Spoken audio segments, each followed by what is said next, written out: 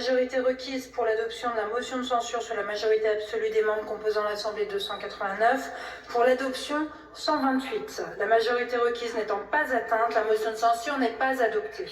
En conséquence, les conclusions de la commission mixte paritaire sur le projet de loi de finances pour 2025 sont considérées comme adoptées.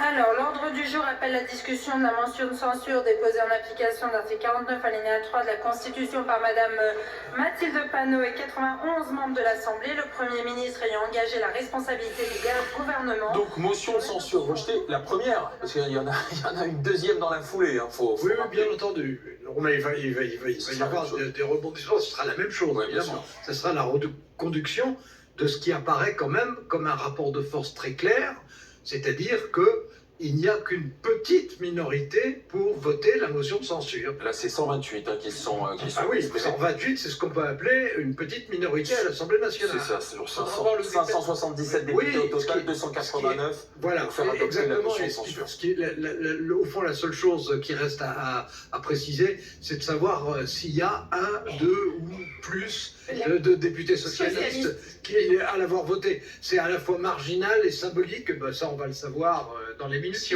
on compte vite, 194 députés de gauche, vous enlevez les 66 socialistes, ça fait 128. Donc a priori, il peut y avoir quelques socialistes. Il ne manquait pas une voix. Voilà, il y a quelque chose qui a été capital en fait dans la tactique de l'ennemi, de finalement avoir une meilleure performance que la dernière fois, puisque lors de la précédente motion de censure, après le discours de politique générale de François Bayrou, vous aviez 8 socialistes qui avaient refusé de voter conformément aux consignes de lui. Frondeurs. Exactement. Là où Olivier Faure a réussi ce tour d'unifier le PS, ce n'est pas rien.